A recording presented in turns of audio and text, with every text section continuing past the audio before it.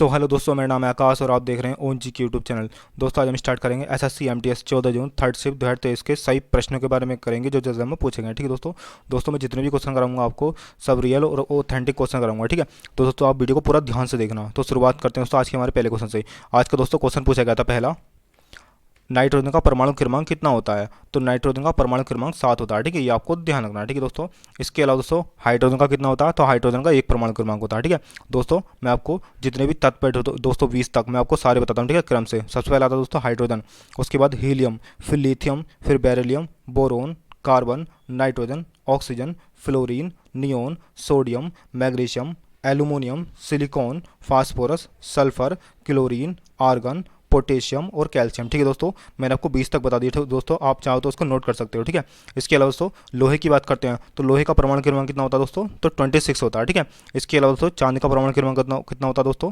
तो चांदी का होता है 47। ठीक है दोस्तों, मैं नेक्स्ट शिफ्ट के लिए बता रहा हूँ दोस्तों, यानी कि कल के लिए बता रहा हूँ। ठीक है, आपको ये क्वेश्चन।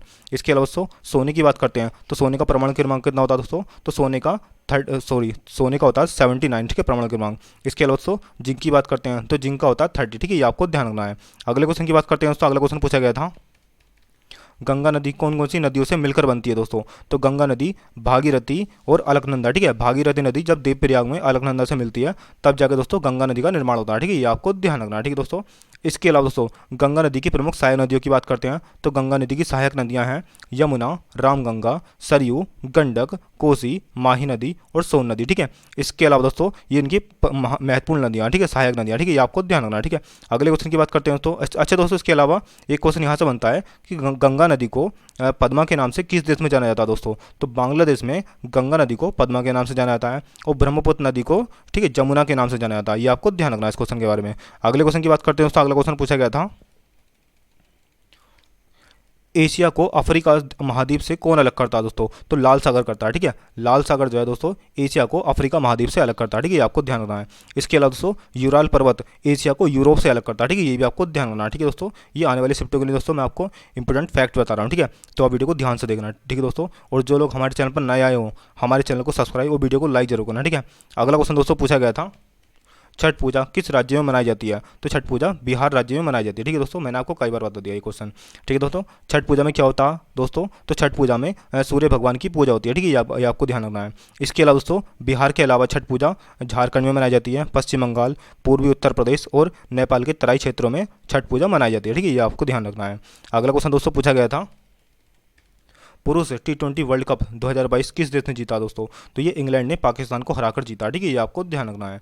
अगला क्वेश्चन दोस्तों पूछा गया था, धार्मिक स्वतंत्रता का अधिकार किस अनुच्छेद में दोस्तों कमेंट बॉक्स करके बताना ये क्वेश्चन पूछा गया था या नहीं। ठीक है, तो धार्मिक स्वतंत्रता का अधिकार अनुच्छेद 25 में है। ठीक है, इसके अलावा दोस्तों एक क्वेश्चन दोस्तों पूछा गया था, स्वतंत्रता का अधिकार किस अनुच्छेद में है। ठीक है दोस्तों स्वतंत्रता का अधिकार या धार्मिक स्वतंत्रता का अधिकार, इन दोनों में दोस्तों एक क्वेश्चन पूछा गया था। ठीक है, तो मैंने आपको दोनों ही क्वेश्चन बता दिया। तो स्वतंत्रता का अधिकार दोस्तों किस में है, तो ये 19 से लेकर 22 तक है। ठीक है, ये आपको ध्यान रखना है। इसके अलावा बात करते हैं मौलिक अधिकारों की। ठीक है, तो वर्तमान में कितने मौलिक अधिकार हैं दोस्तों। तो वर्तमान में 6 मौलिक अधिकार हैं। ठीक है, मैं आपको सब बताता हूँ। समता या समानता का अधिकार अनुच्छेद 14 से लेकर 18 तक आता है। ठीक है, उसके बाद दोस्तों स्वतंत्रता का अधिकार 19 से लेकर 22 तक आता है। उसके अलावा दोस्तों शोषण के खिलाफ अधिकार ये 23 से लेकर 24 तक आता है।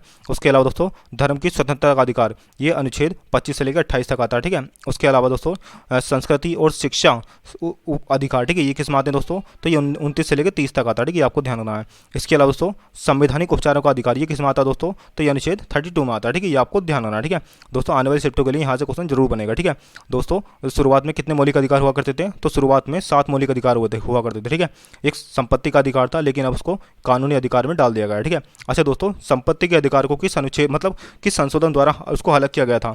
तो उसको 44वें संविधान संशोधन द्वारा 1978 में उसको अलग किया गया था। ठीक है, ये आपको ध्यान रखना है। अगला क्वेश्चन दोस्तों पूछा गया था, यदि जन्म दर मृत्यु दर से अधिक हो जाए तो ऐसी स्थिति को क्या कहते हैं दोस्तों। तो ऐसी स्थिति में जनसंख्या में वृद्धि हो जाएगी। ठीक है, ये आपको ध्यान रखना है। ठीक है दोस्तों, ठीक है अगले क्वेश्चन की बात करते हैं दोस्तों। अगला क्वेश्चन पूछा गया था, सरसों के तेल में कौन सा एसिड पाया जाता है। ठीक है दोस्तों ये क्वेश्चन मुझे बहुत अच्छा लगा। ठीक है, सारे क्वेश्चन में दोस्तों ये क्वेश्चन मुझे सबसे अच्छा लगा। ठीक है, तो सरसों के तेल में दोस्तों कौन सा एसिड पाया जाता है दोस्तों। तो सरसों के तेल में 60% दोस्तों मोनोअल सैचू ठीक है रेटेड फैटी एसिड पाया जाता है। ठीक है, आपको ध्यान रखना है। ठीक है, इसका मतलब है मोनोअल सैचुरेटेड फैटी एसिड। ठीक है, होता है इसमें 60%। इसके अलावा दोस्तों 42% होता है इसमें इरोसिक एसिड होता है। ठीक है, और 12% दोस्तों ओलेक एसिड होता है, ठीक है, ये आपको ध्यान रखना है। इसके अलावा दोस्तों बात करते हैं नारियल के तेल में कौन सा एसिड पाया जाता है दोस्तों, तो नारियल के तेल में लोरिक एसिड पाया जाता है, ठीक है, ये आपको ध्यान रखना है। ठीक है दोस्तों, आने वाली दोस्तों शिफ्टों के लिए ये क्वेश्चन जरूर बनेगा, ठीक है, यहाँ से नारियल के तेल में कौन सा एसिड होता है दोस्तों, तो लोरिक एसिड होता है, ये आपको ध्यान रखना है। अगले क्वेश्चन की बात करते हैं। अगला क्वेश्चन पूछा गया था दोस्तों, चोल साम्राज्य में बेटी शब्द किसके लिए प्रयोग होता है दोस्तों, तो बेटी का मतलब होता है एक प्रकार का कर था, ठीक है, ये आपको ध्यान रखना है, ठीक है, यानी कि चोल साम्राज्य में जो बेटी शब्द था ये एक प्रकार का कर था, ठीक है, ये आपको ध्यान रखना है। अगला क्वेश्चन दोस्तों पूछा गया था, जीव मिल्खा सिंह का संबंध किससे है दोस्तों। दोस्तों मैं आपको गारंटी देता हूँ दोस्तों, ये क्वेश्चन जो दोस्तों 90% स्टूडेंट ने गलत किया होगा, ठीक है, क्योंकि दोस्तों जीव मिल्खा सिंह जो है गोल्फर से संबंधित है, ठीक है, लेकिन दोस्तों कुछ लोगों ने इसको धावक लगा दिया होगा, ठीक है, तो मैं आपको कन्फ्यूज बिल्कुल दूर करता हूँ दोस्तों, क्या क्या संबंध है इनका। दोस्तों जीव मिल्खा सिंह जो है ना, ये मिल्खा सिंह के पुत्र हैं, ठीक है, ये आपको ध्यान रखना है, यानी कि जीव मिल्खा सिंह जो है जीव मिल्खा सिंह के पुत्र हैं, ठीक है, ये आपको ध्यान रखना। और मिल्खा सिंह का संबंध दोस्तों किससे है, तो ये धावक है, ठीक है, यानी कि रनिंग करते हैं ये, और इनके पुत्र हैं मिल्खा सिंह के पुत्र हैं जीव मिल्खा सिंह, ठीक है, जो कि दोस्तों गोल्फर है, ये आपको ध्यान रखना है। अगला क्वेश्चन दोस्तों पूछा गया था, कुचिपुड़ी शास्त्रीय नृत्य किस धर्म से संबंधित है दोस्तों, तो कुचिपुड़ी शास्त्रीय नृत्य में दोस्तों भगवान कृष्ण की पूजा होती है, ठीक है, यानी कि हिंदू भगवान कृष्ण की पूजा होती है, तो दोस्तों तो इसका सीधा सीधा मतलब निकल आता है कि ये जो है हिंदू धर्म से संबंधित है, ठीक है, ये आपको ध्यान रखना है। और दोस्तों ये ऑप्शन के अकॉर्डिंग इसको ठीक कर लेना आप, ठीक है, दोस्तों ऑप्शन में बताना है इसमें क्या क्या ऑप्शन में आया था मुझे, ठीक है। इसके अलावा दोस्तों कुचिपुड़ी के संस्थापक पूछ जाते हैं, ठीक है, तो कुचिपुड़ी के संस्थापक हैं सिद्धेंद्र योगी, ये भी आपको ध्यान रखना है, ठीक है। इसके अलावा दोस्तों कुचिपुड़ी कहाँ का शास्त्रीय नृत्य है दोस्तों, तो ये तो सबको पता होगा, ठीक है, कुचिपुड़ी आंध्र प्रदेश का शास्त्रीय नृत्य है। अगले क्वेश्चन की बात करते हैं दोस्तों। अच्छा दोस्तों भरतनाट्यम कहाँ का है, तो भरतनाट्यम तमिलनाडु का है, ठीक है। मोहिनीअट्टम कहाँ का है दोस्तों, तो मोहिनीअट्टम केरल का है, ठीक है। इसके अलावा दोस्तों कथकली कहाँ का, तो कथकली केरल का है, और कथक जो है दोस्तों उत्तर प्रदेश का है। इसके अलावा दोस्तों सत्रिया कहाँ का है दोस्तों, तो सत्रिया असम का शास्त्रीय नृत्य है, ठीक है। अगले क्वेश्चन की बात करते हैं दोस्तों। अगला क्वेश्चन पूछा गया था, ओलंपिक खेलों की शुरुआत किस देश में हुई थी दोस्तों, तो ओलंपिक खेलों की शुरुआत ग्रीस यानी यूनान की राजधानी एथेंस में 1896 में इनका आयोजन किया गया था, ठीक है, ये आपको ध्यान रखना है। अच्छा दोस्तों ओलंपिक, ठीक है, इसकी मतलब इसका नाम ओलंपिक ही क्यों रखा गया, क्योंकि दोस्तों क्या हुआ था दोस्तों, इसमें ओलंपिया पर्वत पर खेले जाने के कारण इसका नाम ओलंपिक पड़ा था, ठीक है, यानी कि जो ओलंपिक खेल खेले गए थे पहले, तो वो ओलंपिया पर्वत पर खेले गए थे, इसलिए इसका नाम दोस्तों ओलंपिक खेल रखा गया है, ठीक है। अगला क्वेश्चन दोस्तों पूछा गया था, दोस्तों आज के लिए इतना ही दोस्तों, मिलते हैं नेक्स्ट वीडियो में। दोस्तों जितने भी क्वेश्चन मैंने कराए सब आपको 100% रियल क्वेश्चन कराए, ठीक है दोस्तों, और दोस्तों कुछ क्वेश्चन छूट जाते हैं, ठीक है, क्योंकि दोस्तों ऐसा होता है जिस समय दोस्तों स्टूडेंट मतलब पेपर देकर आते हैं उस समय दोस्तों उनके दिमाग पर बहुत ज़्यादा प्रेशर होने की वजह से दोस्तों कुछ क्वेश्चन उनके याद हो जाते हैं, ठीक है, लेकिन कुछ क्वेश्चन दोस्तों दिमाग से निकल जाते हैं, तो इसलिए दोस्तों कुछ क्वेश्चन छूट जाते हैं, ठीक है, लेकिन दोस्तों मैं आपको सारे क्वेश्चन कराऊंगा, ठीक है, जो क्वेश्चन दोस्तों छूट भी जाते हैं ना वो मैं आपको जरूर बताऊंगा, ठीक है, आने वाले दोस्तों शिफ्ट में मैं आपको बताता रहूँगा, ठीक है, जो क्वेश्चन छूट गए हैं।